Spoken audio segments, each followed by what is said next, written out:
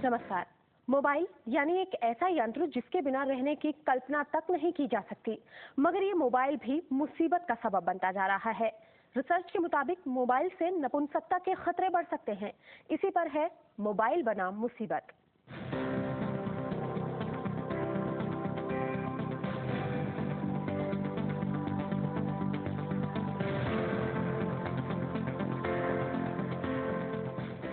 अगर आप मोबाइल को घंटों कानों पर लगाए बातचीत करते हैं तो सावधान हो जाइए। ये आपकी मर्दानगी के लिए खतरा पैदा कर सकता है। मोबाइल से निकलने वाली विकिरण आपकी प्रजनन क्षमता को कम कर सकती है।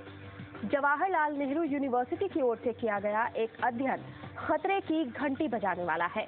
रिसर्च की शुरुआत चूहों से की गई, जिन चूहों पर मोबाइल विकिरण का प्रयोग किया गया। कुछ समय बाद उनके स्पर्म काउंट कम हो गए। केंद्रीय स्वास्थ्य मंत्रालय ने युवाओं पर मोबाइल के इस नुकसानदेह पहलू को और गहराई से समझने का जिम्मा जेएनयू और एम्स को सौंपा। अगले कुछ सालों में इन संस्थाओं को अपनी जांच रिपोर्ट देनी है। ये अध्ययन स्वास्थ्य मंत्री रामदास की पहल पर हो रहा है। इस वक्त भारत में 25 करोड़ मोबाइल फोन उपभोक्ता हैं। 2010 तक ये आंकड़ा दोगुना हो जाएगा। ऐसे में मोबाइल फोन के दुष्प्रभावों की चपेट में ज्यादा लोगों के आने की संभावना है। इससे पहले भी कुछ संस्थाओं ने मोबाइल फोन से सेहत पर पड़ने वाले दुष्प्रभावों की रिपोर्ट दी। यानी ये पहली बार है जब मोबाइल से होने वाले खतरों के लिए सरकार ने किसी एजेंसी से रिसर्च करने को कहा है।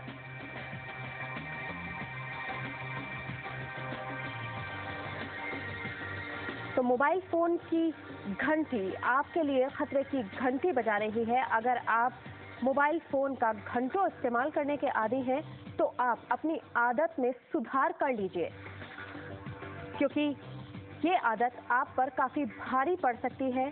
काफी दिक्कतें आपको इस आदत की वजह से हो सकती हैं।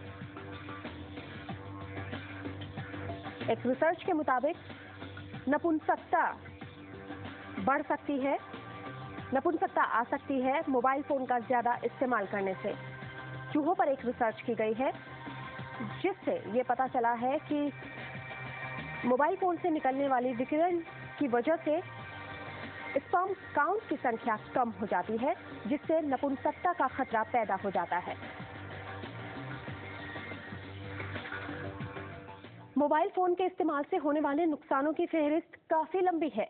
रिसर्च से पता चला है कि इसके लगातार इस्तेमाल से दिल को काफी नुकसान पहुंच सकता है। साथ ही ये भी चेतावनी दी गई है कि मोबाइल फोन से नपुंसकता और ब्रेन ट्यूमर जैसी बीमारियां होने की आशंका भी बनी रहती है।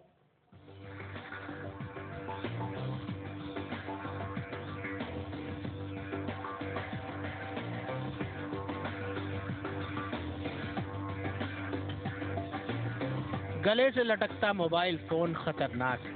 मोबाइल फोन का रेडिएशन दिल को खतरा पहुंचा सकता है। हार्ट अटैक भी हो सकता है। कमर से चिपका मोबाइल फोन भी खतरनाक है। रेडिएशन प्रजनन प्रणाली पर बुरा असर डालती है। नपुंसकता का खतरा भी हो सकता है। मोबाइल को कान से सटाकर बात करना तो और भी खतरनाक है। रेडिएशन सीधे दिमाग पर असर डालता है। ब्रेन ट्यूमर हो सकता है।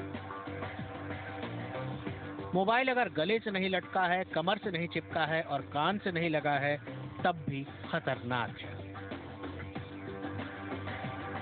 टेबल पर रखा मोबाइल चुप रहे तो बेचैनी होती है, वहम हो जाता है, फोन खराब तो नहीं हो गया है।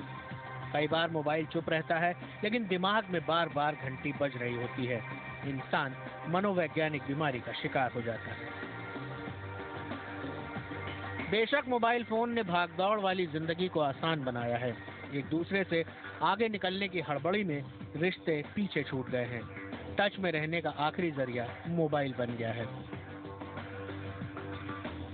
वैज्ञानिकों की माने तो जरा सी सहूलियत की हम बहुत बड़ी कीमत चुका रहे हैं। सेहत दांव पर लग गई है और ताजा रिसर्च तो कुछ ज्यादा ही डरावनी है। ब्रिटेन के जाने माने कैंसर विशेषज्ञ न्यूरो सर्जन डॉक्टर विनी खुराना ने मोबाइल फोन के नुकसानदेह असर पर हुए 100 से ज्यादा रिसर्च का अध्ययन किया। नतीजे बेहद चौंकाने वाले निकले। डॉक्टर खुराना की रिसर्च के मुताबिक मोबाइल फोन सिगरेट और एस्बेस्टस से भी ज्यादा खतरनाक है। वैज्ञानिक आंकड़ों की बिना पर डॉक्टर खुराना ने साबित किया है कि मोबाइल फोन का 10 साल का इस्तेमाल ब्रेन ट्यूमर को शर्त या दावत देना है। रिसर्च के मुताबिक मोबाइल फोन के इस्तेमाल और कुछ खास किस्म के ब्रेन ट्यूमर्स के बीच रिश्ता है। इस आशंका के सबूत भी मिले हैं और मुझे भरोसा है कि अगले 1 दशक में इस रिसर्च के नतीजे पूरी तरह साबित हो जाएंगे। डॉक्टर खुराना के चौंकाने वाले रिसर्च की तर्ज पर साल की शुरुआत में फ्रांसीसी सरकार ने भी मोबाइल फोन के नुकसानदेह असर से खबरदार किया था। जर्मनी और यूरोपियन एनवायरमेंट एजेंसी ने भी लोगों से मोबाइल फोन का कम इस्तेमाल करने की गुजारिश की थी। सभी का मानना है कि मोबाइल फोन सेहत के लिए खतरनाक है। मोबाइल फोन से खतरा है, ये बात पहली बार निकलकर सामने नहीं आई है। अब से पहले भी लगातार इस तरह की बातें होती रही हैं, लेकिन सरकार ने पहली बार ये कहा है कि रिसर्च होनी चाहिए, रिसर्च की भी जाएगी। एम्स और जेएनयू मिलकर ये रिसर्च करेंगे कि क्या वाकई नपुंसकता बढ़ सकती है मोबाइल फोन के इस्तेमाल से। ये ताज़ा खबर हम आपको दे रहे हैं और आपको बता दें, मोबाइल फोन के इस्तेमाल पर किए गए रिसर्च में विरोधाभासी बातें भी निकलकर सामने आई हैं। कुछ शोधकर्ता जहां मोबाइल के इस्तेमाल को इंसान के लिए खतरनाक बता रहे हैं, वहीं कुछ स्कॉलर ऐसे भी हैं जो इससे इत्तेफाक नहीं रखते। जानकारों के मुताबिक ऐसा बाजार के दबाव का नतीजा भी हो सकता है।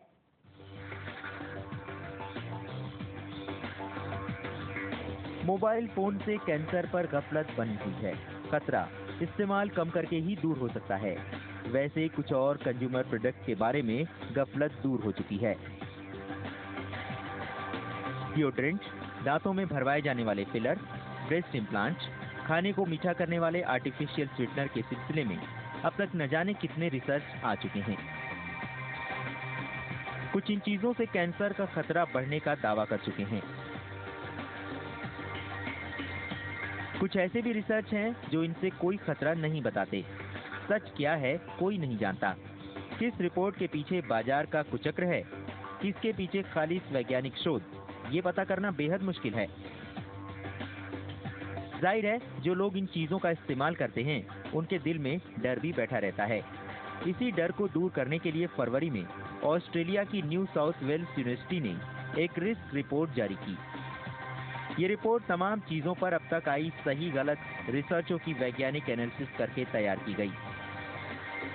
रिपोर्ट में कॉफी, डिओड्रेंट, दांतों के filler, breast implant, artificial sweetener जैसे तमाम प्रोडक्ट में कैंसर से खतरा नहीं के बराबर बताया गया। दरअसल ये रिपोर्ट थी ही लोगों के दिमाग में गफलत दूर करने के लिए। रिसर्च में सिगरेट को जरूर बेहद खतरनाक पाया गया और पुष्टि की गई कि सिगरेट पीने से सचमुच कैंसर होता है। रिपोर्ट में शराब की आदत से भी कैंसर का खतरा बताया गया, चाहे वो कम मात्रा में ही क्यों न ली जा रही हो। हालांकि कुछ समय पहले तक माना जाता था कि कम मात्रा में अगर नियमित शराब ली जाए तो नुकसानदेह नहीं होती। रिपोर्ट में उन चीजों की फहरिस्त भी दी गई जिनके बारे में पुख्ता तौर पर कुछ भी नहीं बताया जा सकता कि उनसे कैंसर होता है या नहीं। इस लिस्ट में हवा में प्रदूषण फैलाने वाले कुछ केमिकल, भांग और डिब्बाबंद मीट को प्रोसेस करने में इस्तेमाल होने वाले रसायन हैं। इन चीजों को छोड़कर कम से कम अब आप कुछ चीजों के बारे में इत्मीनान कर सकते हैं कि उनसे कैंसर फैलता है या नहीं। शेखर त्रिपाठी, जी न्यूज। तो भले ही मोबाइल से होने वाले खतरों को लेकर विशेषज्ञों के बीच मतभेद हो, लेकिन इतना तय है कि सतर्क हो जाना बेहद जरूरी है, क्योंकि मामला हमारे आपके स्वास्थ्य से जुड़ा हुआ है। अभी रुकेंगे एक छोटे से ब्रेक के लिए, जल्द हाजिर होंगे, हमारी खास पेशकश जारी रहेगी।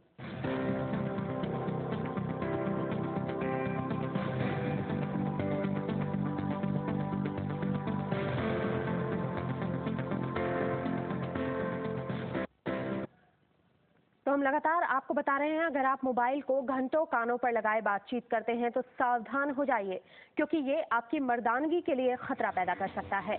मोबाइल से निकलने वाली रेडिएशंस आपकी प्रजनन क्षमता को कम कर सकती हैं। जवाहरलाल नेहरू यूनिवर्सिटी की ओर से किया गया एक अध्ययन खतरे की घंटी बजाने वाला है। रिसर्च की शुरुआत चूहों से की गई। जिन चूहों पर मोबाइल रेडिएशंस का प्रयोग किया गया, कुछ समय बाद उनके स्पर्म काउंट कम हो गए। केंद्रीय स्वास्थ्य मंत्रालय ने युवाओं पर मोबाइल के इस नुकसानदेह पहलू को और गहराई से समझने का जिम्मा जेएनयू और एम्स को सौंपा। अगले कुछ साल में इन संस्थाओं को अपनी जांच रिपोर्ट देनी है। ये अध्ययन स्वास्थ्य मंत्री रामदास की पहल पर हो रहा है। इस वक्त भारत में 25 करोड़ मोबाइल फोन उपभोक्ता हैं और 2010 तक ये आंकड़ा 2 गुना हो जाएगा। ऐसे में मोबाइल फोन के दुष्प्रभावों की चपेट में ज्यादा लोगों के आने की संभावना है। हालांकि इससे पहले भी कुछ संस्थाओं ने मोबाइल फोन से सेहत पर पड़ने वाले दुष्प्रभावों की रिपोर्ट दी, लेकिन ये पहली बार है जब मोबाइल से होने वाले खतरों के लिए सरकार ने किसी एजेंसी से रिसर्च करने को कहा है। तो मोबाइल से नपुंसकता का खतरा बढ़ सकता है, ये एक ताजा रिसर्च के बाद बात सामने आई है। हालांकि सिर्फ एक यही परेशानी नहीं है जो आपको हो सकती है मोबाइल फोन के इस्तेमाल से। जानकार मोबाइल से होने वाली बीमारियों की लंबी फहरिस्त गिनाते हैं। इसमें ब्रेन ट्यूमर का नाम सबसे ऊपर है। लेकिन क्या वाकई मोबाइल के इस्तेमाल से ब्रेन ट्यूमर हो सकता है? इसे लेकर अभी तक कोई गंभीर अध्ययन नहीं किया गया है। मोबाइल कहें या फिर सेलुलर फोन, तेज रफ्तार जिंदगी की ये सबसे बड़ी जरूरत मुख्य रूप से रेडियो फ्रीक्वेंसी तरंगों पर आधारित है, जिसे इलेक्ट्रोमैग्नेटिक फील्ड भी कहा जाता है। Mobile phone network radio base station के जरिए कंट्रोल किया जाता है। मोबाइल में रेडियो बेस स्टेशन का काम होता है रेडियो फ्रीक्वेंसी को रिसीव करके आगे मोबाइल नेटवर्क को भेज देना। मोबाइल फोन मुख्य रूप से सूचना भेजता और प्राप्त करता है, और ये काम होता है रेडियो फ्रीक्वेंसी के मार्फत। जब आप मोबाइल फोन पर कोई नंबर डायल करते हैं तो आपके मोबाइल से एक खास रेडियो फ्रीक्वेंसी नजदीक के बेस स्टेशन तक जाती है। एक बार जब सिग्नल बेस स्टेशन को पहुंच जाता है तो उसे टेलीफोन केबल या रेडियो फ्रीक्वेंसी के जरिए मुख्य टेलीफोन नेटवर्क तक भेजा जाता है, और फिर उस आवाज या मैसेज को थोड़ी कम फ्रीक्वेंसी पर आपके मनचाहे मोबाइल फोन तक। जिस टेलीफोन नेटवर्क का कवरेज एरिया जितना ज्यादा होता है, उसकी पहुंच भी ज्यादा दूर तक होती है।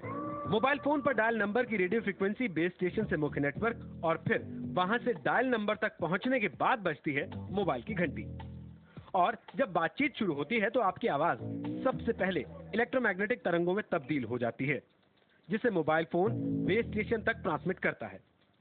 ये तरंगे ही उस शख्स के मोबाइल तक पहुंचती हैं जिससे आप बात कर रहे हैं। अपनी मंजिल के मोबाइल फोन तक पहुंचने के बाद जब अगला मोबाइल फोन इन तरंगों को रिसीव करता है तो फिर से ये तरंगे आवाज में तब्दील हो जाती हैं। अभी एक छोटे से ब्रेक के लिए रुक रहे हैं। ब्रेक के बाद आपको बताएंगे इन रिसर्च पर क्या कहना है मोबाइल ऑपरेटर्स का।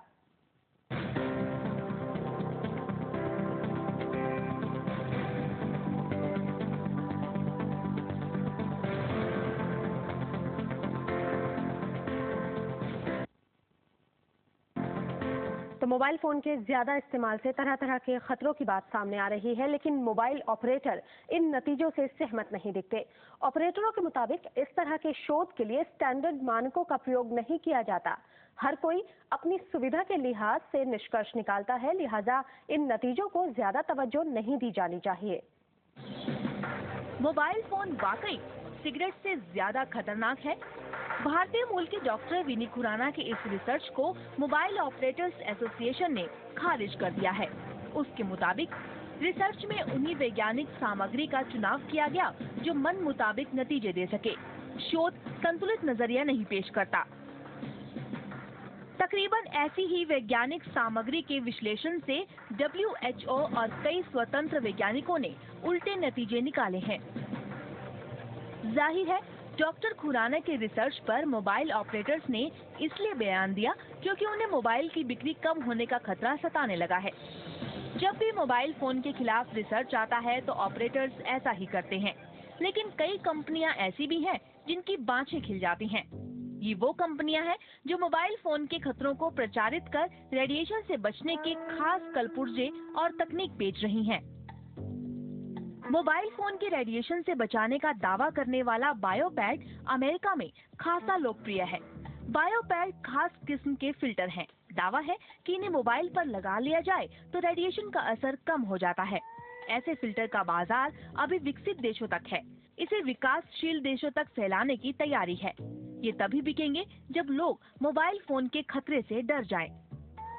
बिक्री घटाने वाले रिसर्चों से निपटने के लिए मोबाइल ऑपरेटर्स का अपना तरीका है।